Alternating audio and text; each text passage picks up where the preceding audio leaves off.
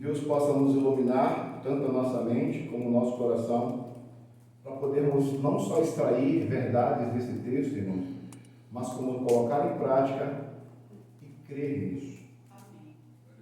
O nosso maior problema, irmãos, é crer naquilo que nós estamos lendo. Nós estamos numa geração, irmãos, que parece que a Bíblia em si, as profecias, as promessas, elas são utopia. Elas estão muito longe. Mas eu sempre digo uma coisa, irmãos. Quando você escuta a palavra de Deus, crê e põe em prática, ela é infalível. Às vezes, nós não experimentamos o bom da palavra porque nós achamos que muitas vezes é utopia. Tá bom? Salmo 23, irmãos. Salmo de Davi.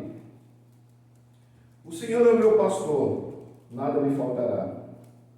Em verdes pastos me faz descansar, e para águas tranquilas me guia em paz. Restaura-me o vigor e conduz nos caminhos da justiça, por amor do seu nome. Ainda que eu ande pelo vale da sombra da morte, não temerei mal algum, pois tu estás comigo. A tua vara e o teu cajado me protegem.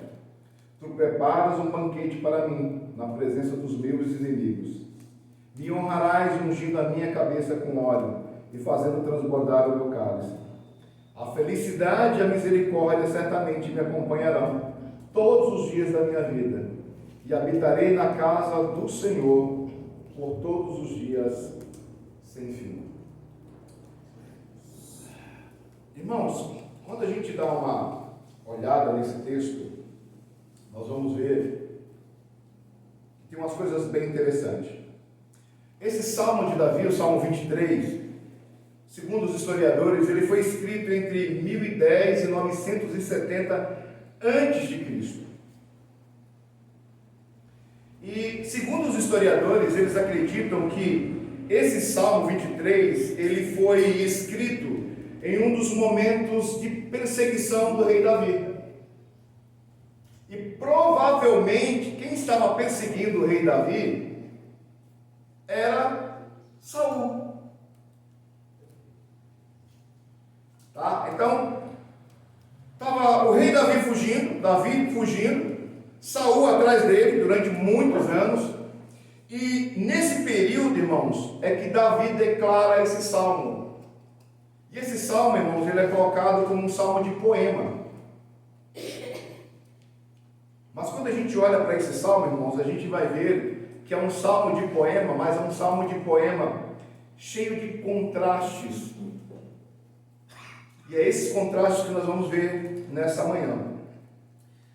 Quando o rei Saul está perseguindo Davi, Davi olha para um lado, olha para outro e ele não encontra refúgio. Davi vai fugir para onde? Toda Israel cercada de inimigos. Aí o seu sogro está perseguindo também Davi. Vai para onde, Davi? Foge para onde? Mas Davi encontrou um refúgio seguro. E Davi vai dizer: o meu refúgio seguro está no Senhor. Irmão, às vezes nós passamos momentos tão difíceis na nossa vida, como eu disse aqui já várias vezes, que a gente olha para um lado, olha para outro, a gente não vê luz no fim do túnel, a gente não vê saída. E a gente quer usar o nosso braço, a gente quer usar o nosso intelecto, a gente quer usar a nossa filosofia, a gente quer usar o nosso conhecimento para tentar achar refúgio. Nós vamos aprender como o rei Davi, achar refúgio no Senhor. Sabe por quê, irmãos? Porque Ele é o refúgio mais seguro que nós podemos encontrar. Amém? Irmãos, quando a gente olha para o Salmo 23, nós vamos olhar e encontrar algumas coisas bem interessantes. O Salmo 23, ele é uma trilogia entre o Salmo 22, 23 e 24. Esse Salmo 22, 23 e 24, eles formam um conjunto inteiro, tá bom?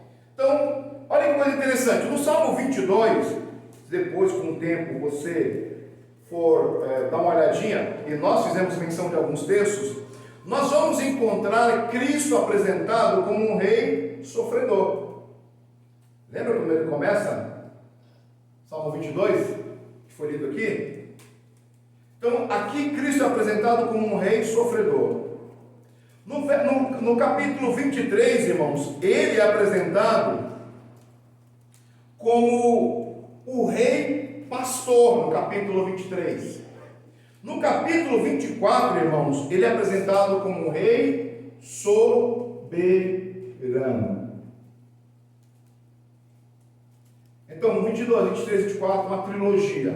Eles formam uma só ideia. Quando nós vamos olhar, irmãos, o Salmo 23, Cristo é apresentado como o rei que é pastor. Mas o interessante, irmãos, que quando nós vamos para a Bíblia, nós vamos encontrar muitos outros textos apresentando Cristo como o bom pastor. Por isso que quando nós olhamos para o Salmo 23, nós vamos saber quem era o pastor que Davi está falando. O pastor que Davi está falando, irmãos, é o mesmo pastor que se apresenta nos evangelhos. Ele está falando de Cristo. Ele é o bom pastor. Porque, irmãos, dá uma olhadinha. No livro de João, no capítulo 10, verso 11, Cristo é o bom pastor que dá a vida por suas ovelhas. Em Hebreus 13, 20, Cristo é o grande pastor das ovelhas que derramou seu sangue para inaugurar e ratificar a nova e eterna aliança. Lá em 1 Pedro 5,4, ele é o supremo pastor que concede aos seus fiéis servos a coroa da glória que jamais se esvai. Então, quando eu olho para o Evangelho, eu vou entender de quem Davi estava falando. Davi estava dizendo que o bom pastor ali é Cristo. E é em Cristo que nós temos que buscar refúgio. Quando nós olhamos, irmãos, para o livro de Salmo, no capítulo 23, ele se divide em 3 partes. Primeira parte, do versículo 1 ao 3. Davi vai apresentar o bom pastor como alguém que é provedor. Do versículo 1 ao 3, ele é o provedor. Do versículo 4 e versículo 5, ele é o grande protetor. E no versículo 6, ele é o rei pastor que é permanente. Ele não muda. Ele nunca vai nos deixar. Se você estiver em cima ou se você estiver embaixo, ele continua sendo permanentemente o nosso bom pastor. Amém? Então vamos lá, irmãos. Verso 1 ao verso 3, que nós lemos aí. A gente precisa entender, irmãos, que uma ovelha tem apenas um pastor. Quem cuida de ovelha, lá do lado de Minas Gerais, aqueles lados da Bahia, sabe muito bem, irmãos, que quando alguém contrata um pastor para cuidar de ovelhas, e essa ovelha começa a acostumar com a voz do pastor, essa ovelha, para o resto da vida, só tem um pastor. Se você trocar o pastor, a ovelha não reconhece mais a voz. Então, irmãos, toda ovelha precisa de um pastor. Jesus é o pastor que conhece as suas ovelhas, e ela conhece pelo nome, e elas a seguem. Além disso, como nos ensina João no capítulo 10, ele lhes dá a vida eterna, e elas jamais perecerão. Ora, se ele faz isso, conduzindo-nos à presença de Deus Pai, o que não fará por nós ainda nesta vida, hoje e amanhã, para garantir que vivamos para a sua glória e chegamos em santidade no nosso lar celestial. Então, no versículo 1, versículo 2, ele é apresentado como o Senhor que provê sustento. Olha só, o Senhor é o meu pastor. E essa afirmativa, irmãos, enfática e pessoal, ela continua dizendo uma coisa interessante: nada me faltará. E aqui, irmãos, eu não quero entrar no detalhe de o que quer dizer, o que o original está dizendo, não é isso. O que eu quero dizer para vocês, irmãos, que a afirmação do verso 1, o Senhor é o meu pastor e nada me faltará, deve gerar em nossos corações e nossa mente somente um sentimento. Que nós possamos colocar em nosso coração e em nossa mente, que quando nós estamos em Cristo, nós não teremos falta de nada.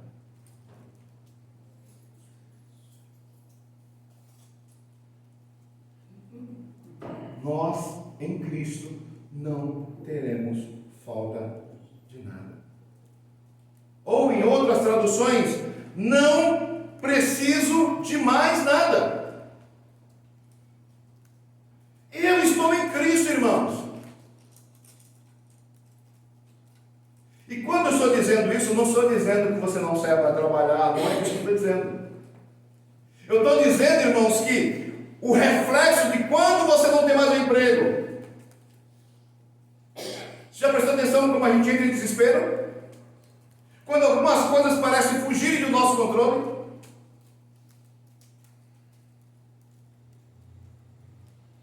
Nós precisamos, irmãos, entender que o que Davi está dizendo é que eu com Cristo não preciso de mais nada. E ao decorrer do texto nós vamos entender isso. Isso aqui não é uma utopia. A gente não vai viver de amor por Cristo, não é o que está falando.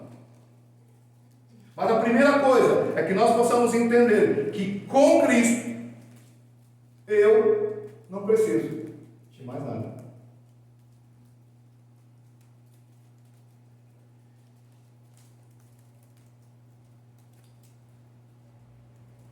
Irmãos, no Salmo 16, no verso 1 e no verso 3, olha o que o Salmo diz: guarda-me, ó Deus, porque em ti me refugio.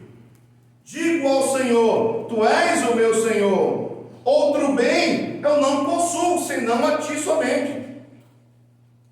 Olha aqui, irmãos. O salmista está dizendo que ele no Senhor e o Senhor para ele é o único bem que ele tem e é o único bem suficiente para ele. Não precisa de mais nada. E ele continua: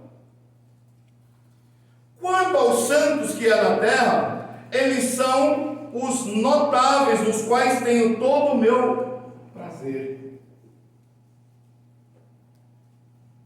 De volta ao Salmo 23, irmãos, a expressão nada me faltará aparece apenas mais uma vez nas Escrituras, lá em Deuteronômio 2,7. No contexto do Êxodo, o Senhor pastoreou o seu povo pelo deserto até a terra prometida. E em todos esses anos, Deus supriu todas as necessidades.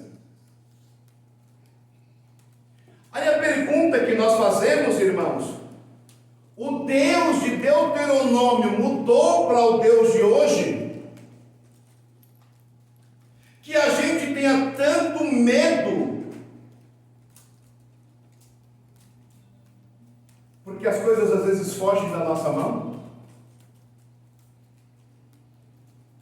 O texto diz, irmãos, que conforme as crianças iam crescendo, os calçados cresciam junto com o pé.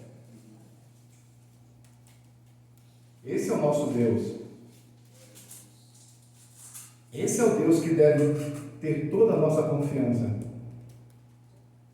E não entrarmos em desespero quando as coisas fogem do nosso controle.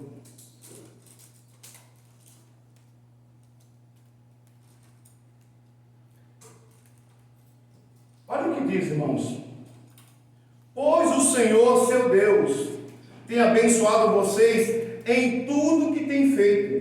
Ele tem cuidado de cada um dos seus passos.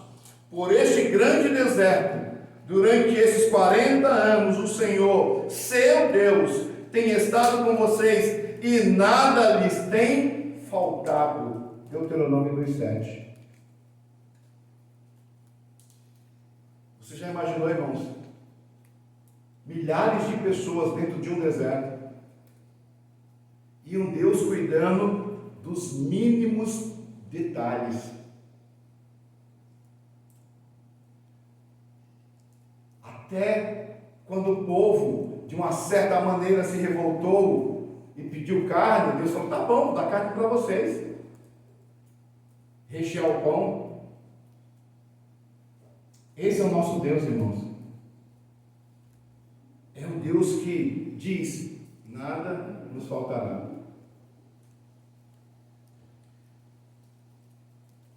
Irmãos, ovelhas deixadas sozinhas não tem nada, mas sob o cuidado do bom pastor, nada lhes falta, nem agora e nem para sempre. O sustento que o Senhor nos dá está escrito neste termo. Olha o verso 2: Ele nos faz repousar em verdes pastos e me leva para junto dos riachos tranquilos. Agora eu quero que você pense comigo, irmãos. O que é que uma ovelha precisa? Ela precisa de pasto e água. Pronto. Uma ovelha só precisa de pasto e água. Se ela tem pastos verdes e água tranquila para que ela possa beber, a ovelha vai crescer saudavelmente, com tudo que ela precisa. Quando nós olhamos para o versículo 2, irmãos, a gente vai entender isso como um Deus que cuida de nossa vida em totalidade.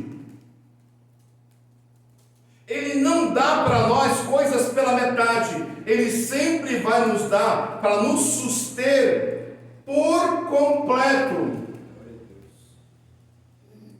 Lembra? Ele não dá somente pastos verdes. Enche o bucho da ovelha de pasto.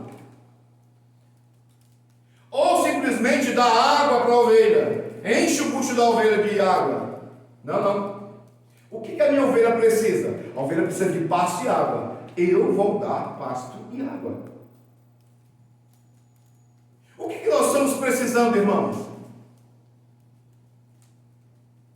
E eu não estou falando, irmãos, dessa nossa ambição, não é? Que a gente vem na igreja e aí eu quero uma fazenda, 2 carros, um avião, né, um apartamento. Não estou falando disso não, irmãos.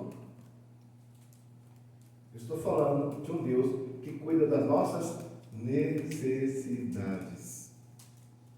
Por isso, irmãos, quando as coisas fugirem da sua mão, não entre em desespero. Tem um Deus cuidando de você. Por que tanto medo? Por que tanto desespero no coração de vocês?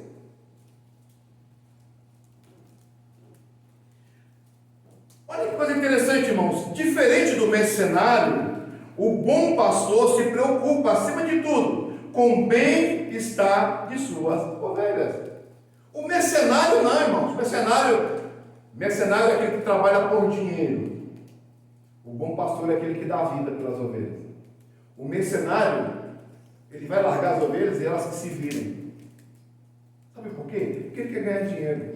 Mas o bom pastor não. O bom pastor, ele está sempre pronto a trabalhar o bem-estar das suas ovelhas. Ele garante que elas tenham tudo o que precisa para viver. Viver para a sua glória, desfrutando, alegrando-se nele. Ele me alimenta e sacia a minha fome. Afinal, João 6,35, Ele é o pão da vida. Ele me dá água e sacia a minha sede. Afinal, Ele, Cristo, Ele é a água viva, segundo de João 4. Viu? O que nós necessitamos, irmãos? Nós necessitamos de pão e necessitamos de quê? De água. Ele é o pão da vida e Ele é a água viva. O que mais nós precisamos? Prestar atenção, irmãos, que você conversa com algumas pessoas e aí você conversa com ele e fala assim: olha, o importante é saúde, o resto nós corremos atrás. Quem já viu essa frase por aí? Não é? O importante é Deus nos dar saúde, o resto a gente corre atrás. Irmãos, nós temos um Cristo que nos propõe pão e água. E mais, irmãos, olha que coisa interessante. Ele diz assim: aquele que comer desse pão nunca mais terá fome, e aquele que beber dessa água nunca mais terá sede. Você sabe o que Jesus está tentando nos dizer, irmãos?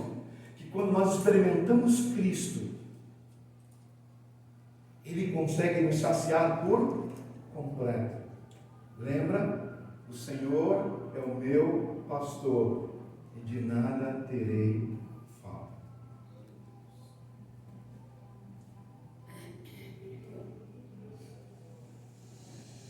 Continuando, irmãos, olha o verso 3 da sua Bíblia aí. Ele vai dizer assim: aqui Jesus é apresentado como aquele que provê descanso. Está cansado, irmão? A vida está pesada.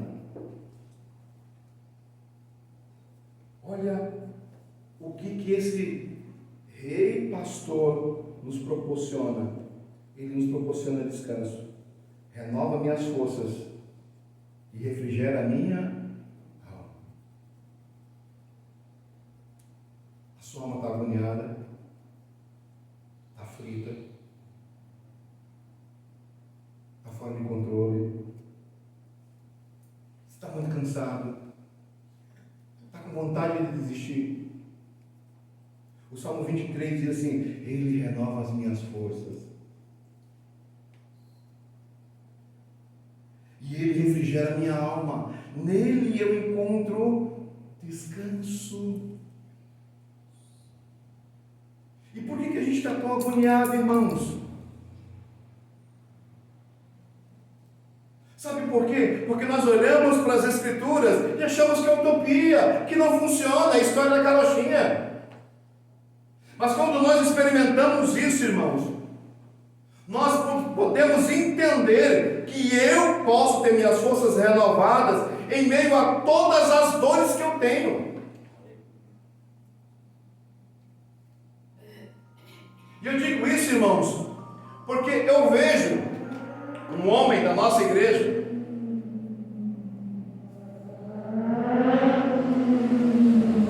o presbítero Almir. Nós olhamos para esse homem e só quem conhece ele de perto sabe o dilema que é a vida do presbítero Almir. E eu olho para ele e eu consigo enxergar o versículo 3 do Salmo 23. Porque a gente olha para esse homem aqui e a gente vê que parece que todo dia o Senhor renova as forças desse homem. Eu estou com a metade da idade e eu, de verdade, irmãos, eu gemo mais que esse homem. Ontem esse homem estava aqui, ó. Não tem nada aqui, ó. Parecia um passarinho. E nós sabemos, irmãos, todas as dores que ele tem. E eu não estou dizendo que ele não sinta dor, não, irmãos. O que eu estou dizendo é que quando nós estamos em Cristo e confiamos em Sua palavra, nós vamos entender que Ele pode, Ele renova as nossas forças. Nós podemos aprender, irmãos, que Ele pode refrigerar a nossa alma, sim.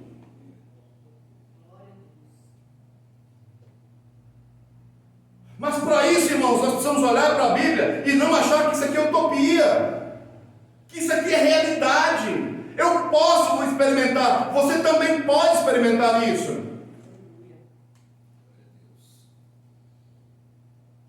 O Senhor, irmãos, é quem nos fortalece nos momentos de fraqueza, quem te restaura e te levanta quando nós tropeçamos. Ele coloca a vida na perspectiva correta e nos ensina a enxergar tudo com os olhos voltados para Deus e para a eternidade. Para onde os teus olhos estão olhando? Você está olhando para o grande problema do teu casamento? Os teus olhos estão olhando para o problema econômico do nosso país? Os teus olhos estão olhando para onde? Para a política do nosso país? Os teus olhos estão olhando para onde? Para a violência estabelecida no nosso estado, porque nós estamos tudo em pânico. Mas quando nós estamos em Cristo, irmãos, e entendemos que Ele renova as nossas forças e refrigera a nossa alma, nós vamos aprender, irmãos, a olhar na perspectiva correta. Os nossos olhos não podem estar fitos na terra, os nossos olhos têm que estar voltados para Deus e para a eternidade. Afinal de contas, irmãos, eu e vocês estamos somente de passagem. Esse não é o nosso lugar. Esse aqui não é o nosso país. Essa aqui não é a minha terra e nem a sua terra. Nós estamos de passagem. E às vezes, nós estamos como nós estamos, porque o nosso olhar está somente nessa perspectiva humana.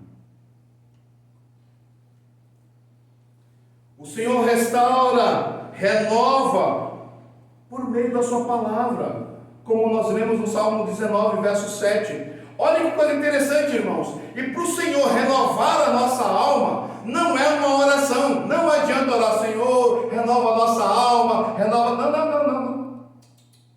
Só tem uma forma do Senhor renovar a nossa vida.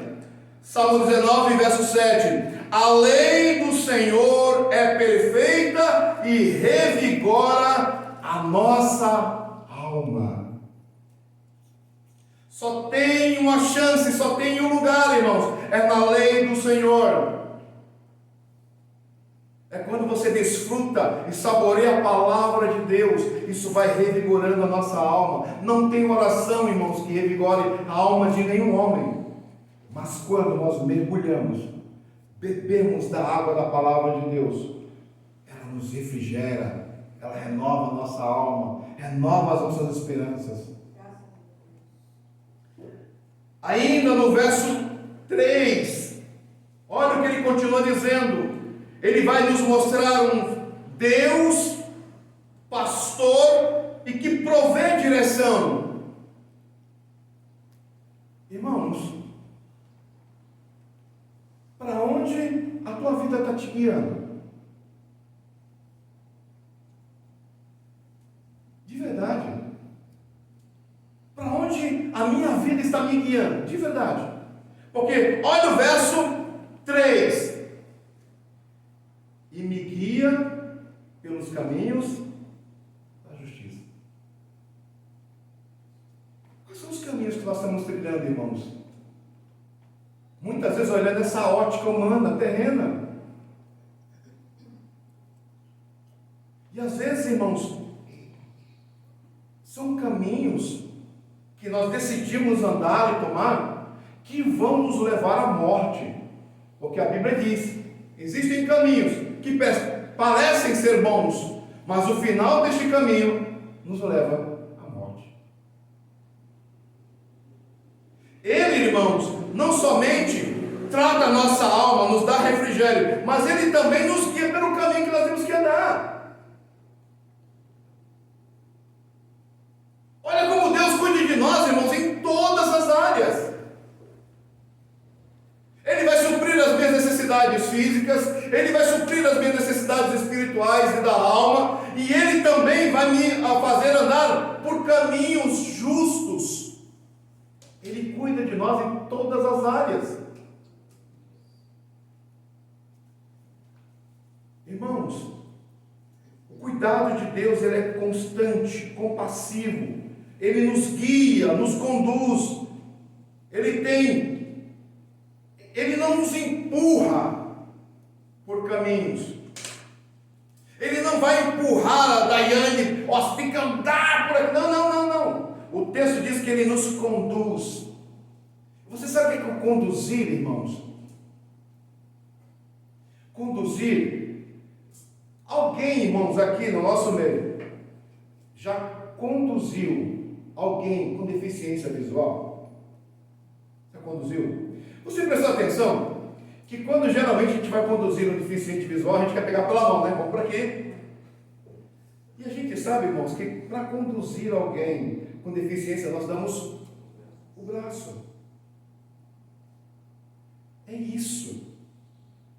Jesus, ele vai chegar para a gente e falar: coloca o seu braço aqui, vamos caminhar pelo caminho de justiça. Ele não nos empurra, ele nos conduz. Olha o que ele vai continuar dizendo, irmãos. Ele sempre conduz na direção certa, pelas veredas da justiça, na retidão da palavra de Deus. Guiados pelo seu Espírito e pela sua palavra, somos levados a sentir de modo certo e fazer o que é certo, pensar o que é certo, dizer o que é certo e viver de modo certo. Sabe por quê, irmãos? Muitas vezes a gente passa os pés pelas mãos porque nós não demos o nosso braço para que o Senhor nos guie. Porque nós achamos, irmãos, que cristianismo é isso. Isso aqui, ó. Nós estamos reunidos nesse domingo de manhã e isso é cristianismo. Nós achamos, irmãos, que o que nós estamos fazendo nessa manhã aqui é culto. E é culto, mas é uma parte dele. Porque o grande culto da nossa vida começa amanhã de manhã, quando eu saio para o meu trabalho. Ali começa o meu culto a Deus. Presta atenção, irmãos. Ele quer nos fazer e sentir. Lembra dos nossos sentimentos? Nossos sentimentos controlados pelo Espírito. Sentir de modo certo. Fazer o que é certo.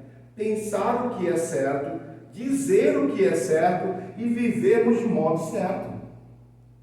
Isso é ser guiado pelo Espírito. Isso é ser guiado pelo bom pastor.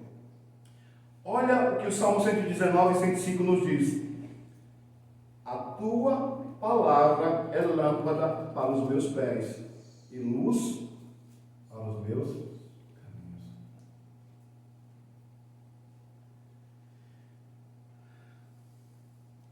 Irmãos, verso 4 e 5. Ele vai dizer assim, olha: mesmo quando eu andar pelo vale escuro da morte, não terei medo, pois tu estás ao meu lado, a tua vara e o teu cajado me protegem. Nesse segundo grupo aqui, irmãos, nós vamos ver que esse Deus, que é pastor, ele também nos protege. Ele é um Deus protetor. Ele nos protege da morte. Porque no verso 4 diz assim: olha, mesmo quando eu andar pelo escuro vale da morte, eu não terei medo, por tu estás ao meu lado, a tua vara e o teu cajado me protegem. Tem uma coisa interessante, irmãos, que a gente precisa dar uma olhada nesse texto. Será que algumas vezes nos falta algo na vida? Será que na vida de vocês, em algum momento, vocês já olharam para vocês e falaram assim: falta algo na minha vida? Todos nós. Não é? Se a gente for olhar, todos nós olhamos e sentimos que falta algo na nossa vida. Sim, todos nós vamos passar por esse momento. O que a gente precisa entender, irmãos, que Davi está dizendo que quando nós atravessássemos os vales profundos e escuros da vida, né, quando a própria morte surge no horizonte, que a gente deve encarar sem medo.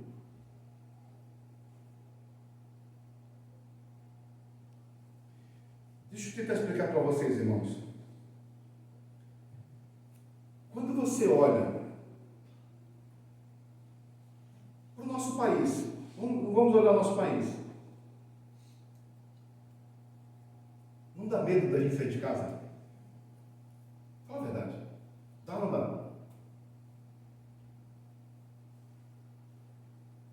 Parece que quando a gente sai de casa, parece que a gente vai sair da nossa casa para entrar no vale da sombra da morte. Porque, irmãos, de verdade, quem aqui de nós tem garantia de sair de manhã cedo e voltar à tarde? De verdade. Nenhum de nós, irmãos. E parece que quando a gente olha para o nosso país, parece que a gente olha e vê assim que o nosso país em si parece que é um vale da sombra da morte. Mas o que o salmista está tentando nos mostrar, irmãos? Está tentando nos dizer que nós precisamos ter uma confiança no Senhor. É Ele que nos guarda, é Ele que nos guia. A nossa vida está nas mãos dEle. Ela não está na mão do motoqueiro com a arma na mão, não. A nossa vida não está na mão do bandido, do traficante, não. A nossa vida está na mão do Senhor. Por isso que a ideia de Davi é que nós temos que encarar o vale da sombra da morte sem medo. Sem medo. Aí você fala assim, mas pastor, mas por que Davi diz isso? Ele continua. Olha que coisa interessante. Pois tu estás ao meu lado. Por que eu não posso ter medo do vale da sombra da morte? Porque quando eu estiver passando no vale da sombra da morte, eu não estou sozinho. Ele vai estar sempre ao nosso lado. E digo mais, nada foge ao controle da sua vontade. Por isso que Davi diz, por mais que eu ande pelo vale da sombra da morte, não terei medo. E isso aqui, irmãos, não é utopia, porque o próprio Davi vai explicar. Porque o Senhor vai estar sempre ao meu lado.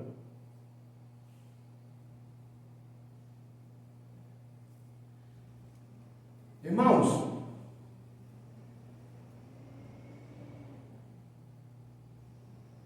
tem uma coisa bem interessante. Por que o pastor nos faria andar pelo vale da sombra da morte? Vocês já pararam para pensar, irmãos? Por que é que o pastor nos faria andar pelo vale da sombra da morte? Deixa eu explicar para vocês. Esse pastor, ele saiu com um monte de ovelhas. Todo mundo sabe que um vale são 2 carreiras de montanha e uma estrada lá no fundo.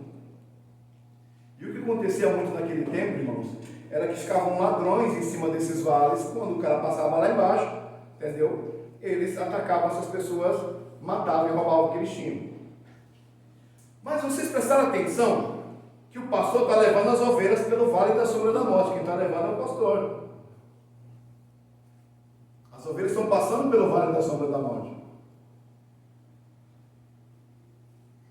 E o pastor está do lado delas. Mas a pergunta é, por que o pastor faz nos passar pelo vale da sombra da morte? Sabe por quê, irmãos? Porque geralmente, depois do vale da sombra da morte, tinha pasto verdejante ou tinha água. Deus sempre vai nos levar a lugares melhores. Sempre vai nos levar a lugares melhores. Irmãos, o que eu quero explicar para vocês? Não ache que o que aconteceu com você, ou o que vai acontecer com você, foi um acaso, foi sorte. Não foi. Pastor, mas foi uma catástrofe na minha vida. Eu entendi. Mas se o pastor está do teu lado, quando você atravessar o vale da sombra da morte, tem sempre um lugar melhor. O nosso problema é que nós queremos entender Deus com a nossa mente limitada. Tem coisas que acontecem na nossa vida, irmãos, que parece que Deus nos abandonou. Não, Ele não nos abandonou. Ele simplesmente está nos levando a um lugar melhor.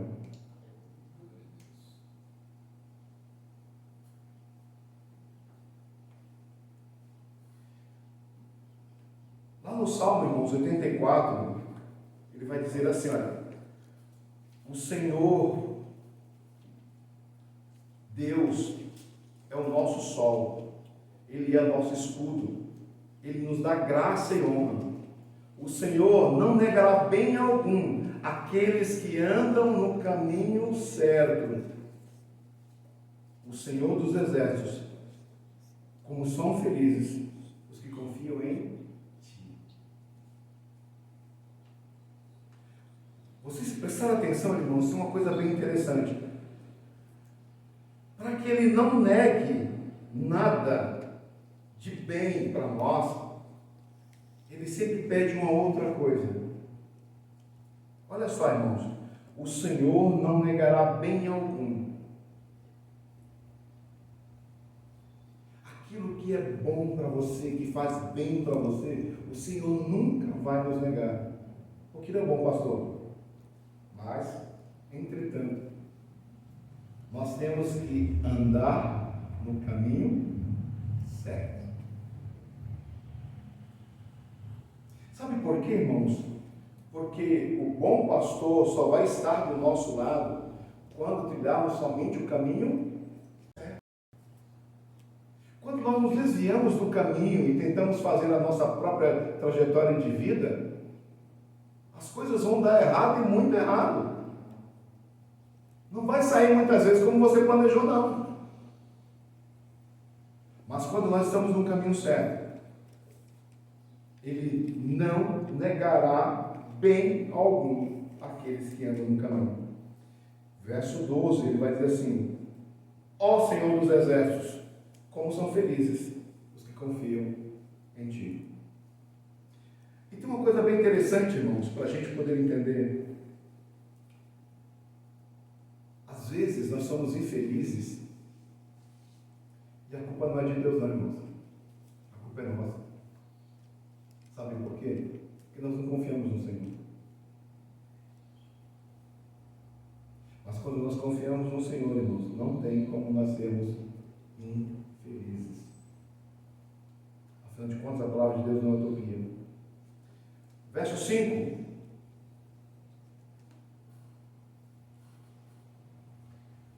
Diz assim, olha, preparas um banquete para mim na presença dos meus inimigos, unge a minha cabeça com óleo. Muitos estudiosos da Bíblia, irmãos, observam uma mudança na imagem do versículo 5, do pastor para o anfitrião. Até o versículo 4, nós vamos encontrar esse Jesus como o bom pastor. No versículo 5, esse bom pastor, ele deixa de ser o Cristo bom pastor e passa a ser o pastor anfitrião. Vocês prestaram atenção na montagem do texto? Prepara um banquete para mim na presença dos meus inimigos e unge minha cabeça com óleo e meu cálice transborda. Agora o Cristo passa a ser um anfitrião. Ele nos recebe, tá, em um grande banquete. Isso faz sentido, mas em vez de enxergar uma figura completamente nova, podemos também enxergar uma extensão e um envolvimento do rei pastor. Primeira coisa que nós vamos olhar, irmãos, preparar um banquete para mim na presença dos meus inimigos. Essa, irmãos, é uma cena surpreendente. O rei pastor está presente, servindo suas ovelhas. Os inimigos podem estar ao meu redor, mas bem no meio deles, Deus me serve e me sustenta. Isso fala tanto comigo quanto com eles. Então o rei pastor chegou no pasto verdejante e agora vai servir as suas ovelhas. Por mais, irmãos, que tem inimigo nos cercando, quem está conosco é Deus.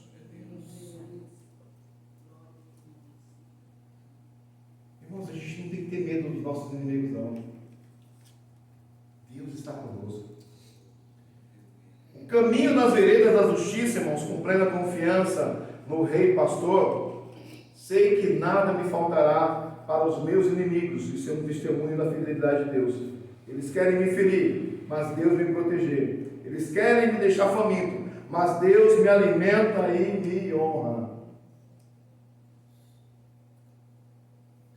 E aí ele vai dizer que ele unge a minha cabeça com óleo. O rei pastor nos recebe como um hóspede de honra. Então, nesse sentido, ele é sim, rei anfitrião. O óleo perfumado suaviza a pele e espalha uma doce fragrância, símbolo de amizade, aceitação e celebração. Meu cálice transborda. Ele me dá mais. Isso é muito lindo, irmãos. Esse é o nosso Deus. Quando o salmista diz, o meu cálice transborda, irmãos, ele está dizendo que o nosso Deus, ele nos dá mais do que precisamos. Ele transborda em nossa vida. Irmãos, a gente precisa entender, ele não nos dá algo para amanhã precisarmos de novo. Quem comer desse pão, quando vai ter fome? Nunca mais. E quem beber dessa água, quando vai ter sede? Nunca mais terá sede. Ele transborda em nossa vida, irmãos. Ele nos dá, irmãos, de forma generosa e abundante. Lembra quando ele diz, eu vim trazer vida transbordante. Ele nos dá mais vida do que nós precisamos. Esse é o nosso Deus. O cálice do Senhor, irmãos, nunca está vazio em meio. Ele vai estar sempre cheio. Sempre cheio até transbordar diante do bom pastor. Os inimigos perdem a importância. Eles, muitas vezes, irmãos, desaparecem frente a tudo o que ele faz por nós. Verso 6. E a gente termina. O nosso Deus, ele é um Deus permanente. Ele nunca vai nos deixar. Ele nunca vai nos abandonar. Porque olha o que o salmista diz. Certamente a bondade e o amor me seguirão. A bondade de quem? O amor de quem? De Cristo. Quantos dias? Todos os dias da minha vida o Senhor vai ser bondoso comigo e vai me amar. E em contrapartida, eu viverei na casa do Senhor para sempre. Irmãos, se nós olharmos para isso, a gente não daria um culto tão xoxo como a gente dá para o Senhor. A gente teria prazer de vir nos encontrar com Ele nessas horas que Ele nos dá no domingo. Sabe por quê, irmãos? Por que a gente vem cultuar ao Senhor? Irmãos, Deus não necessita do nosso culto. Presta atenção nisso. Não ache que Deus precisa do seu culto. Ele não precisa. Sabe por que ele não precisa? Porque nesse momento, lá no céu, tem um monte de anjos dizendo: Santo, Santo, Santo, Santo, Santo, Santo, Santo, Santo, Santo. A necessidade do culto é nossa, irmãos. Não pense que se de repente você falar assim, não vou no culto hoje não. Deus vai falar, nossa, senti tanto a falta da voz da Conceição hoje. Nossa, eu fiquei tão triste que a Conceição não veio no culto hoje.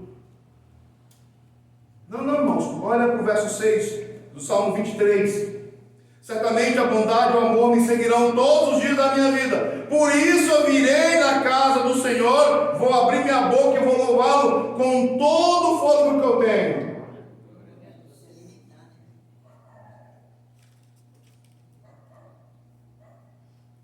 Por isso, irmãos, a gente não pode vir na casa do Senhor e darmos um culto morno, xoxo.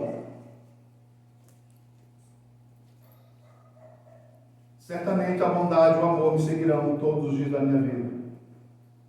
E viverei na casa do Senhor para